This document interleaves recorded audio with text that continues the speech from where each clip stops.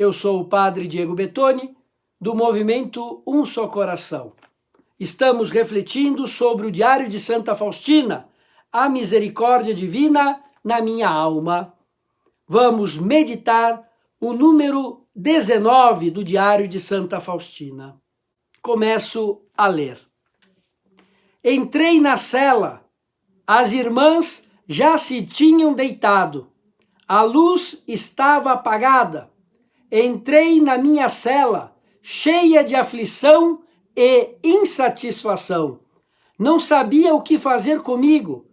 Lancei-me ao chão e comecei a rezar ardentemente para conhecer a vontade de Deus. Havia silêncio em toda parte, como num sacrário. Todas as irmãs, tal como hóstias brancas, repousavam encerradas no cálice de Jesus, e apenas da minha cela Deus podia ouvir um gemido da alma. Não sabia que, sem permissão, não era permitido rezar na cela depois das 9.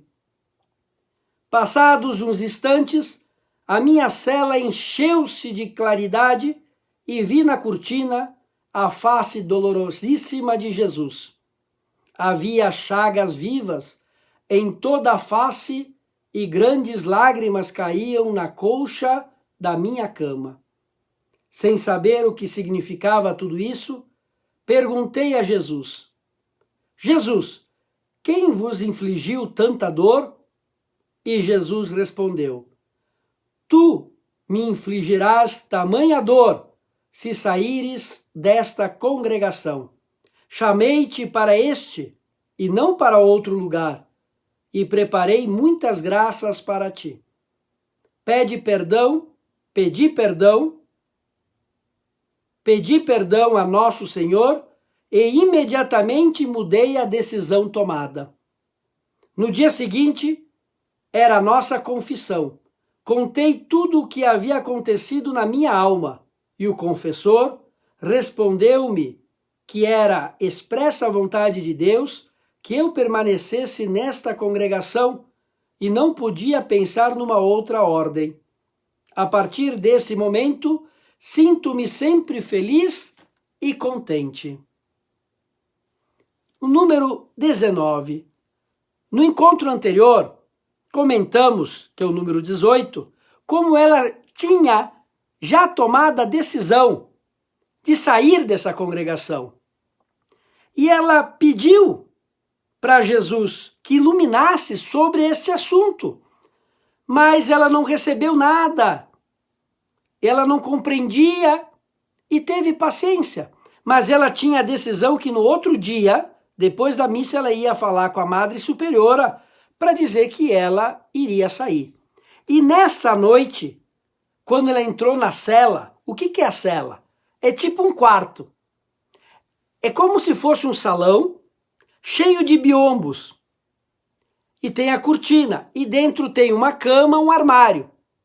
Na vida religiosa, principalmente antigamente, era comum ter celas, que não chega a ser um quarto.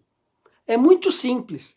Ela entrou então no seu quarto, na sua cela, e ela começou a rezar. E ela se lançou no chão e pediu para que pudesse conhecer a vontade de Deus. Olha só que humildade, ela já tinha tomado a sua decisão, mas mesmo assim ela rezou porque ela queria saber se a sua decisão era realmente a correta. De que forma? Saber se era a vontade de Deus, se iria agradar a Deus ou não. Tem aqui um detalhe que ela diz que não sabia se era permitido rezar na cela depois das 9 da noite. Por quê? Porque na vida religiosa tem o silêncio relativo, que é durante o dia. O que é o silêncio relativo? Fala só aquilo que deve ser falado, certo? Não ficar falando por aí, perdendo o silêncio. Então é um silêncio relativo, se pode falar aquilo que se necessita. Já depois das orações da noite, num determinado horário, começa o silêncio absoluto. O que é o silêncio absoluto? Não se fala mais nada. E é claro que se pode rezar, você vai na cama, vai descansar, você pode continuar rezando até dormir. Mas ela, para ver como ela era uma pessoa muito simples e muito dedicada, ela até ficou assim, mas será que eu posso? Porque ela se colocou no chão, em vez de ir dormir, ela se colocou no chão para rezar, para pedir a vontade de Deus. E Jesus aparece para ela e nos diz que a sua face, a face da misericórdia de Deus Pai é Jesus Cristo, ele que se fez homem para nos manifestar a misericórdia eterna de Deus. E essa face apareceu para ela na cortina. Em outros momentos vamos ver que Jesus aparece, raios saindo do coração, diversas manifestações. Nesse momento foi a face dele, o rosto dele, cheio de chagas, no meio daquela claridade. E Santa Faustina disse para ele, mas o que acontece? Por que você está sofrendo? E ele responde, olha, você me infligirás tamanha dor se saíres dessa congregação. Por quê? Porque a vontade dele, de Jesus, é que ela permaneça aí. A gente meditou, conversou no número 18, como ela, por trabalhar na cozinha, ela gostaria de passar mais tempo na capela rezando, não podia. E eu comentei, não é aquilo que a gente pensa que vai agradar a Deus. A gente pensa que fazer tal coisa vai agradar a Deus. A gente tem que saber dele, o que agrada a ele.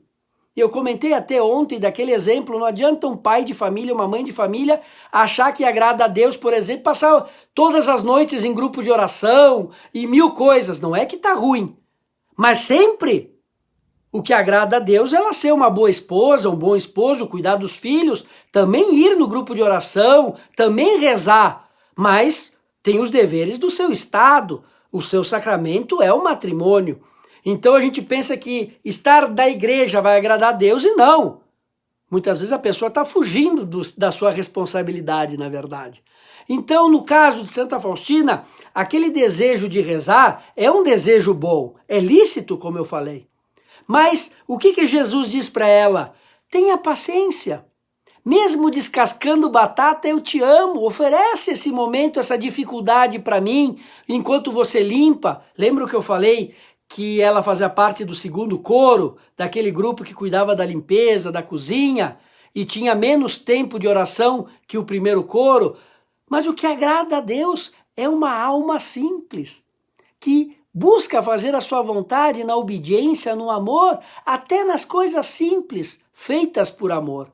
Fazer da nossa vida uma oração, do nosso trabalho uma oração. Pois bem, e Jesus diz, se saíres desta congregação, chamei-te para este lugar. Não é por acaso que você está aqui. Quem dá a vocação é Deus. Ele quer e ele sabe aonde vamos ser felizes. Tanto é que no final do número 19, diz assim, a partir desse momento sinto-me sempre feliz e contente. Jesus sabe aonde está a nossa felicidade, as nossas qualidades. E ele comenta para Santa Faustina, preparei muitas graças para ti. Então imagina esse Jesus que está sofrendo. É um mistério. Mas Jesus também sofre quando nós não somos felizes. Quando nós não encontramos o nosso lugar na igreja. Quando nós deixamos de viver o chamado. A nossa vocação, eu não estou falando só de ser padre e freira, mas a nossa missão. E Jesus sofre conosco. E Jesus sofre porque ele sabe as graças que são desperdiçadas. Eu vejo na minha vida, pela minha falta de fé, de amor, estou falando de mim, quantas graças que Deus tinha para mim eu desperdicei. Eu desperdicei. Porque de repente eu não estava atento à vontade de Deus. Quantas vezes eu quis fazer as coisas da minha maneira. Tive pressa. Fui ansioso, e Jesus sofre porque ele sabe que essas graças vão me realizar como pessoa, e mais do que isso, vão ajudar outras pessoas a alcançar o céu. Jesus tinha pensado na Santa Faustina para manifestar a sua misericórdia de modo especial para o mundo, nessa época, na nossa época. E para Deus, não tem pessoa que seja descartável, porque alguém aqui pode falar, mas se Santa Faustina não quisesse, Jesus ia escolher outra freira. Não é assim. Não é assim. Quando Jesus escolhe Nossa Senhora para ser a mãe, né? Não é que, vou escolher qualquer outra. Claro que tem a liberdade. Nossa Senhora disse, eis aqui a escrava do Senhor, faça-se em mim segundo a vossa palavra. Mas Deus tinha escolhido ela. E nesse momento, Jesus tinha escolhido a Santíssima Trindade, Deus Pai, Filho e Espírito Santo, tinha escolhido Santa Faustina para manifestar, nos tempos atuais, a sua misericórdia, restabelecer essa confiança em Jesus Cristo, nosso Salvador.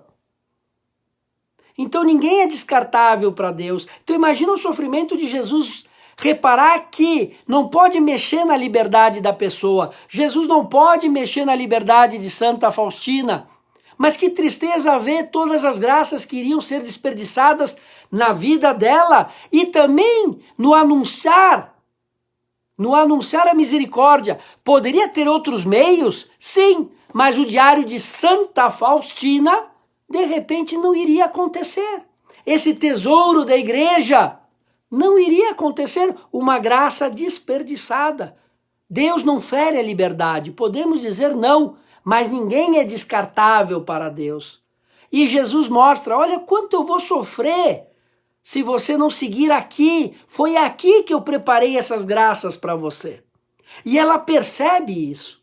Inclusive no outro dia, quando ela vai se confessar, olha só que interessante, ela vai se confessar também sobre isso. Os pecados não é só aqueles pecados grandes ou quando eu faço alguma coisa errada. Pode ser também, olha, padre, eu naquele momento eu tinha que ter cuidado mais do meu filho, do meu esposo, da minha esposa, e eu passei a semana inteira no grupo de oração porque era mais fácil. Isso aí também pode ser um pecado. Pode ser um pecado. Por isso a gente deve se analisar.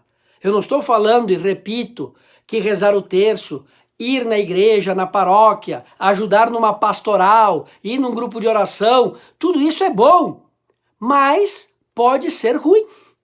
Pode ser ruim. Se de repente eu devo ajudar alguma pessoa e deixo de fazer aquilo porque é mais fácil e eu busco só aquilo que me causa um benefício. Pode acontecer. Eu não sei se eu consegui explicar, mas eu tentei. E no caso dela, também. Ela queria ter mais tempo de oração e por isso ela ia sair da congregação, uma coisa boa. Mas naquele momento não, porque isso ia fazer ela sair daquele lugar que Deus tinha escolhido para ela. E por isso ela coloca isso na confissão. E também é importante procurar uma orientação. E ela procurou orientação com o confessor. E o confessor disse, é aqui a vontade de Deus. Não percebeu isso, Santa Faustina? E a partir daí, não é que se tornou fácil descascar batata e trabalhar na cozinha e limpar. Não é que se tornou fácil.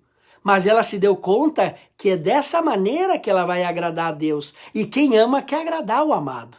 Então, quando a gente ama Jesus Cristo, até descascar batata se torna uma coisa maravilhosa.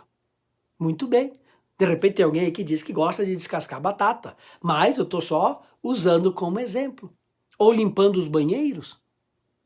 É uma coisa difícil, não é que vai passar a ser uma coisa boa. Mas eu sei que se isso agrada a Deus, limpar o banheiro para mim vai ser a coisa mais maravilhosa que existe. Porque eu estou deixando feliz o meu amado, que é Deus. E depois ela vai ter tantos momentos de oração, Deus sabe aquilo que a gente necessita. Ele sabe aquilo que nos torna felizes. Vamos buscar, queridos irmãos e irmãs, agradar a Deus. Muitas vezes a gente busca só agradar a nós mesmos. Eu vou dar agora um desabafo, eu vou me desabafar com vocês, de coração a coração. Quando eu escuto uma pessoa que diz, padre, eu não vou na missa porque eu não me sinto bem, eu prefiro... Bom, a missa é algo maravilhoso, mas eu penso na hora, por favor, você não vai na missa para se sentir bem. Se você se sente bem, que bom, mas você já pensou em ir na missa para fazer Deus se sentir bem? Como a gente sempre busca nos agradar. A oração só vale quando eu me sinto bem. A gente tem que começar a pensar mais no outro. E no outro é Deus. Eu tenho que rezar para fazer Deus feliz. É claro que quando a gente começa a vida interior, a vida de oração, não tem coisa melhor que isso. No início é um pouco duro, mas depois as coisas do espírito é muito mais prazerosas que as coisas da carne. Essa é a verdade. Essa é a verdade. É como o vinho. Tu dá o vinho para um adolescente e tal, ele... mas depois que você sabe saborear o vinho, é muito mais que tomar um refrigerante. Entenderam? Tentei explicar, eu sei que qualquer comparação não é perfeita. Então a gente tem que buscar agradar a Deus. A gente busca a religião só para se auto-agradar. Hoje está muito de moda a espiritualidade. No fundo é querer se agradar. Eu busco fazer aquilo que agrada a mim. Até tem uns que falam, eu não quero ritos, horários, disciplina, que tem que fazer assim na religião. O que você está dizendo? Eu só faço aquilo que me agrada. Então, no fundo, você se tornou o Senhor e o Deus da sua própria religião. Essa é a verdade. Muito bem, fiz um desabafo para vocês. A bênção com a relíquia de Santa Faustina. Pedindo a intercessão do Beato Miguel, de São João Paulo II e Santa Faustina, que Maria, a Mãe da Misericórdia, interceda pelas intenções que vocês trazem no coração e que Deus abençoe a vida de vocês e dos familiares de vocês, em nome do Pai, do Filho e do Espírito Santo. Amém.